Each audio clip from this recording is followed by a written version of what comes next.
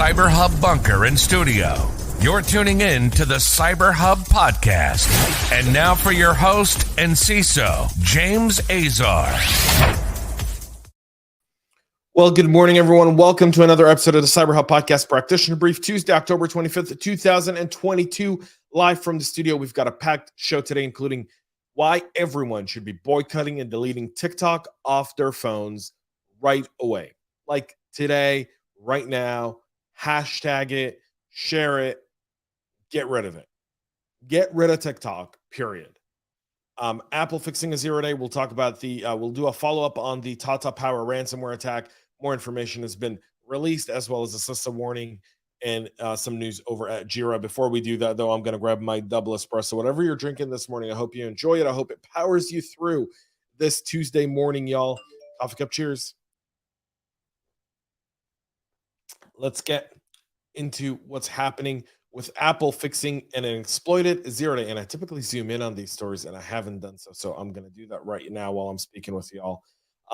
So Apple did issue a new Zeroday patch for 16.1. The patch fixes CVE 2022-42827, which is an active exploitation of a bare-bone advisory that exposes iPhone and iPads to arbitrary code execution attacks. They're asking everyone to update. If your phone's on auto update, you shouldn't have any issues, but just to make sure you get your iPhones and your iPads on all your corporate devices done. Hive claims the ransomware attack on Tata Power that were reported on last week and began leaking data. The Hive ransomware group has claimed responsibility for a cyber attack disclosed by Tata Power, the subsidiary of the multinational conglomerate Tata Group. Tata Power is India's largest integrated power company based in Mumbai. In screenshots seen by Bleeping Computer, Hive operators are posting data they claim to have stolen from Tata Power, indicating that the ransom negotiations have failed. As of a few hours ago, operators behind the Hive ransomware group are seen leaking data allegedly stolen from Tata Power. Dominic Alvieri tweeted about the development and also has been tipping the folks over at Bleeping Computer of the story. So a lot of employee PII, PAN, graduation, salary, engineering drawings, financial records, client contracts, etc. A lot of the stuff that's been leaked so far from the documentation. On Friday, October 14th, Tata disclosed a cyber attack on its IT infrastructure, impacting some of its IT systems, but not its power. And now we see why. They're victims of a ransomware attack here. Jira is going to align vulnerabilities exposed on the Atlassian infrastructure to attacks. Vulnerabilities addressed in the recently Jira Align could allow an attacker to elevate privileges, obtain Atlassian cloud credentials, and potentially go after the infrastructure, according to researchers with Bishop Fox. So the enterprise software as a service for the planning and development life cycles, Jira Align helps software companies connect teams to the business, unlike Jira, which connects teams to each other. The first of the bugs is described as a server-side request forgery flaw in the application's connector settings. An attacker could exploit this vulnerability to retrieve the AWS credentials. The second issue is described as an insufficient authorization controls into people's permission, allowing any user that has this permission to modify the role and become a super admin. And so both of those have now been patched with the release of Jira Align 10.109.3. Make sure y'all get that taken care of.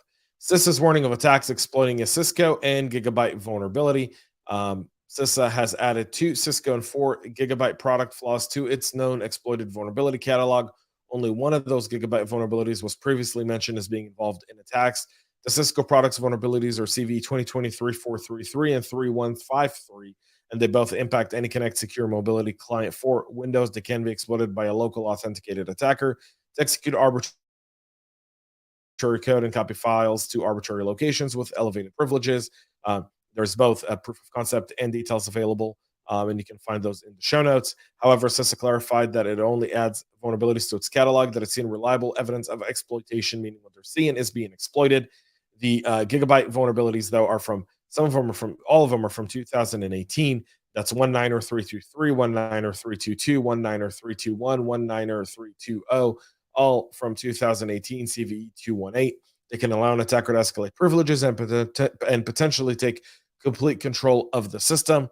The bugs have a 2018 CVE. Gigabyte initially told researchers who discovered them that the product were not impacted, but now they're coming back and saying, well, kind of is, and there's a POC exploit with documents to show just that.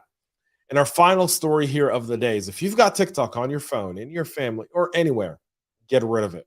Forbes, with what I consider to be probably maybe one of the best pieces of journalism around security in a very, very long time, has evidence of ByteDance planning to use TikTok to monitor the physical location of specified U.S. and American citizens.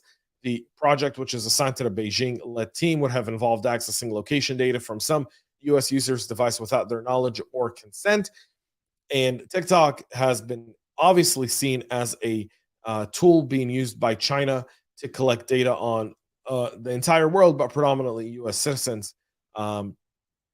They are spying on their users, trying to get location data on specific U.S. users, which is what this issue is all about. TikTok's currently talking to the Treasury Department Committee on Foreign Investment in the United States, which evaluates the national security risk posed by the company, and trying to reach some sort of settlement. TikTok should be banned from the U.S. It's an espionage tool used by the Chinese. And so now we're seeing that this is actually being done, and they're spying on U.S. employees. They're pulling data. There's already been cases where we know that TikTok has pulled and analyzed data on U.S. individuals in China. TikTok has not responded to the story as of yet. But if you look at a more distinguishing factor of ByteDance's, which is the parent company of TikTok, that they access location data, and even their head of data cyber defense here talks about the fact that they're kind of saying like, well, we're being hosted by Oracle Cloud. Well, yeah, but you're building VMs in there. And their head of data defense is heard saying like, so what if we're using Oracle Cloud? They're just giving us bare metal. We're building our VMs on top of it, and that gives access to anyone who wants access to those VMs could get access to them. So it makes no difference. And that's the story here with TikTok. So you want to delete it, get rid of it, and be done with it. Is my personal thought. It's a risk, and today they're looking at location data, but who knows what kind of corporate espionage they could run out of an application. It's now a risk, and should be an unacceptable risk for most. That's it for our show today. We'll be back with a whole lot more tomorrow. Until then, have a great rest of your day, and most importantly, stay cyber safe. We love feedback, so make sure to connect with us on social media and subscribe to our podcast on your favorite podcast listening platform.